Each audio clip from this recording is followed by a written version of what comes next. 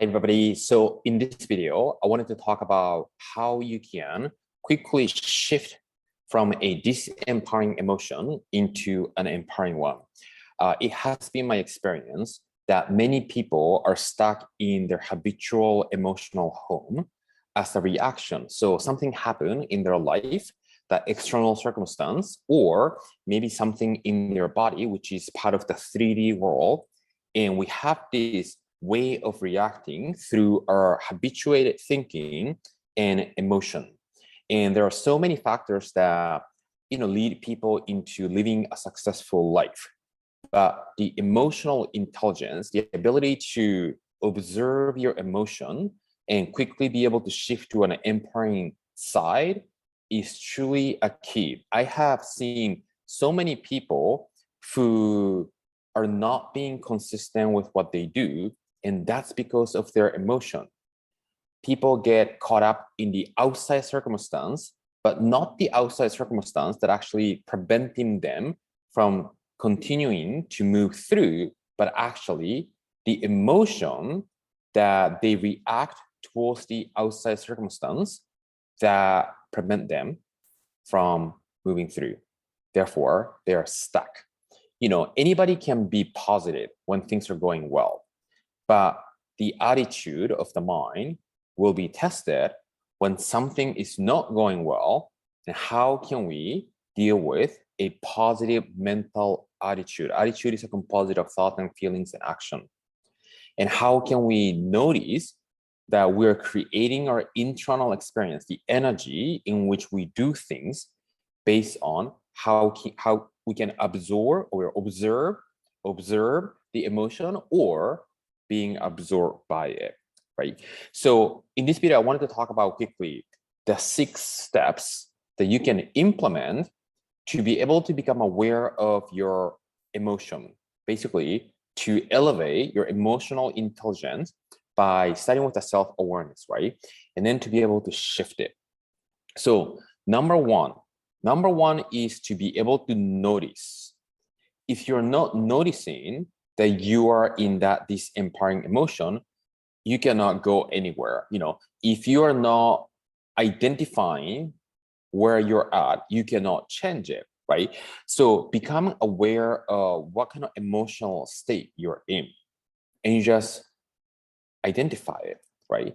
So it's interesting because in the things that I do in the soul purpose group that I run, and every programs that I have, self-realization program, study group, the soul purpose coaching program, I talk about the 5D, the spiritual essence, right? We are spiritual being. And the spiritual place is not a fancy place that's out there that is unreachable. It's right here every single moment, and it shows up as an experience when you recognize it. So the moment you notice your emotion, you're in 5D, because then you cannot identify something from the outside without that awareness, right? That awareness piece is being in the 5D spiritual plane.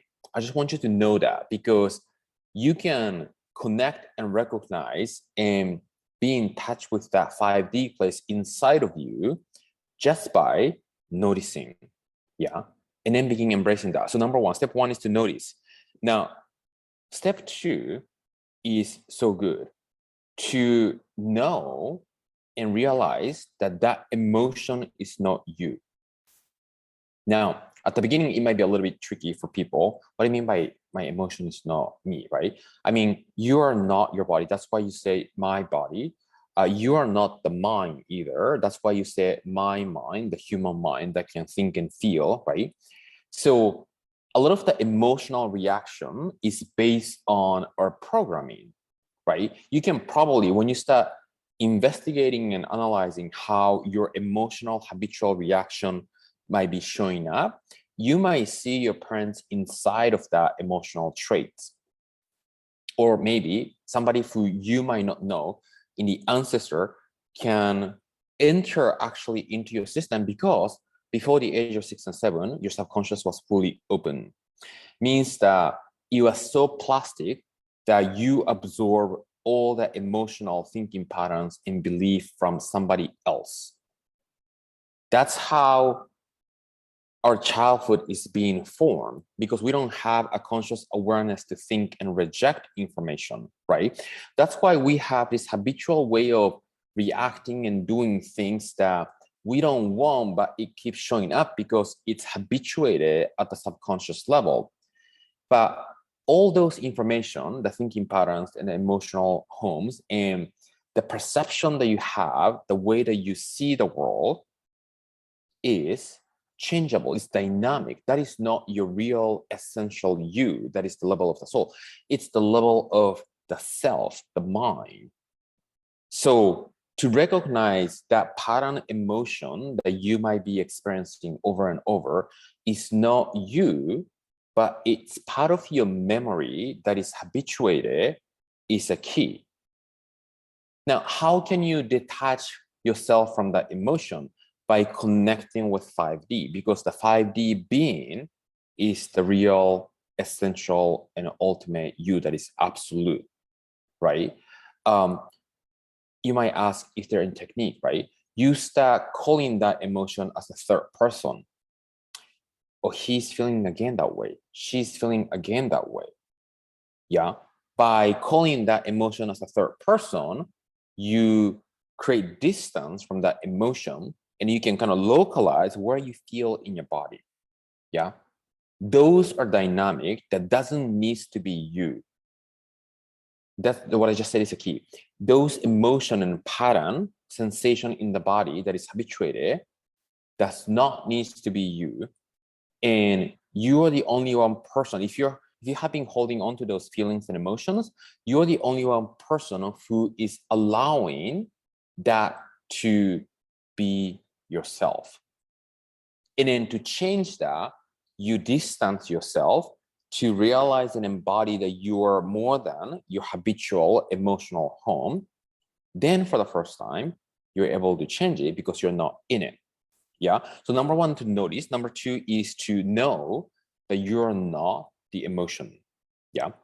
And then number three, to realize and recognize the cause and effect, right?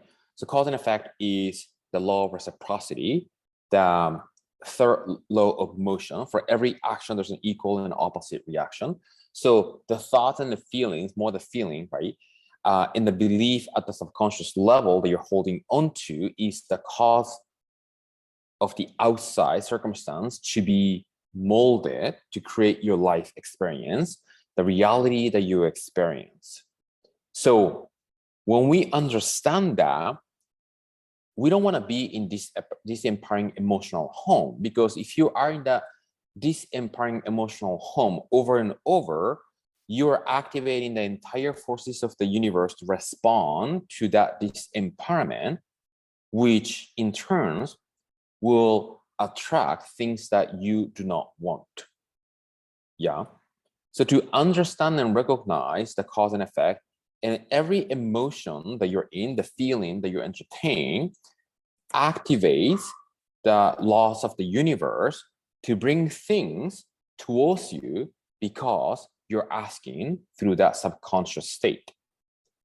So to realize that every single emotional state that you choose to or ending up choosing to entertain is the seed of the garden that you bring towards you, is a huge realization, so that you can commit to be in 5D, to be able to notice your emotion, to be able to identify emotion as something that is not you, to stay engaged in this practice. Does that make sense? And it requires an inner attention, inner body attention that is consistent. So that's number three, to realize the cause and effect, right? Number four, now, you still have that disempowering emotion or reaction, right? Now, it's really important, once you notice that, it's really important to be with it. This is actually one of the most important essential key. I go deep into in depth with this practice in actually lesson 6 of the Satori Mindset program that I have.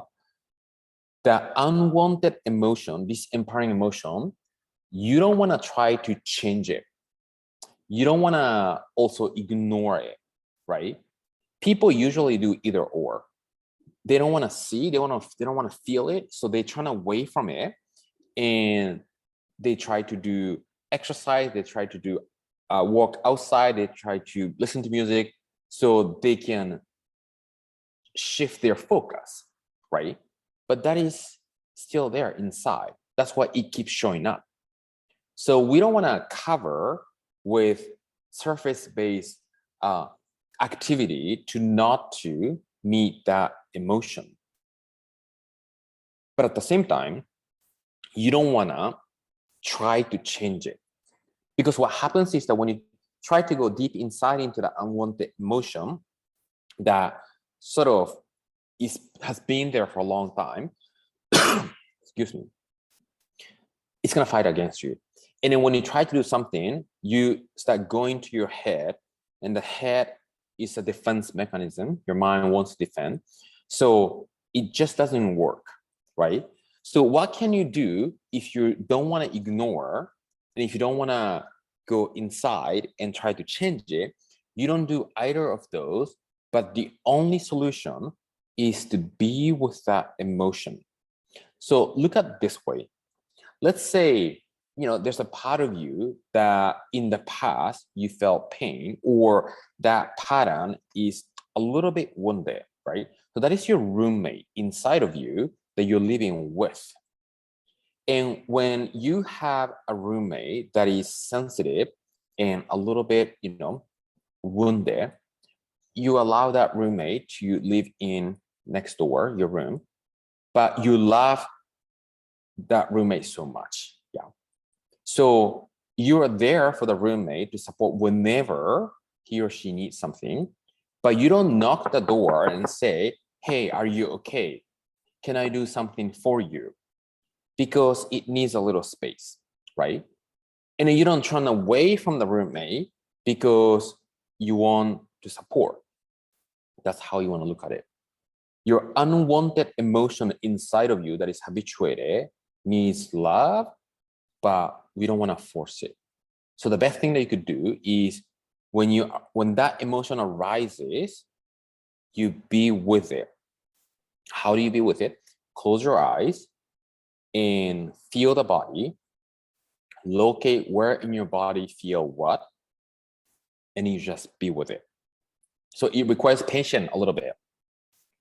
Sometimes, if you're not used to meditating, the thoughts that running in and try to do and think about something, right? We don't go there. You be with that feeling, and here's what happens. That's all that emotion is seeking from you. It's seeking recognition from you. Whatever the negative, disempowering emotion that arises inside of you is seeking attention from the outside, like anger. You're seeking validation from outside. You're inside the emotion, the full story inside of you is seeking acceptance from the outside. But all we want to do is for us to see it, for us to accept it, and that emotion will feel being accepted when you be with it. Yeah. So what happens is that when you close your eyes and when you be with that emotion, that start dissipating little by little, softening and expanding, and you start feeling lighter and open, because for the first time, you're being with that emotion to truly see and to be with. I'm not saying to feel that emotion in you. You want to have a distance and be at a little distance and then see that emotion dissipate. Wait for that emotion to dissipate on its own. You not trying anything with it. Yeah, this is key. This requires a little bit of skill and practice if you're not used to meet your emotion this way. So that's number 4, right? Number 1, to notice. Number 2 is to know that you're not emotional. Number 3, understand the cause and effect, then we go into a practice of meeting and being with that emotion at a certain distance and wait until it dissipates.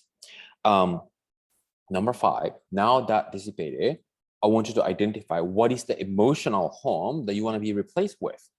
So what is the joy, upliftingness, the inspire emotion that you want to choose to habituate yourself with?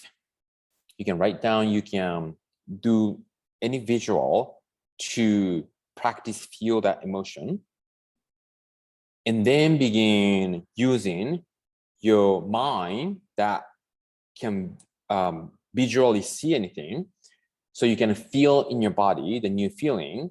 You want to practice over and over feeling that new emotion. That's how you can change your emotional home. So I hope that was helpful. Let me know if you have any questions. That is the 6th step to shift your emotion quickly.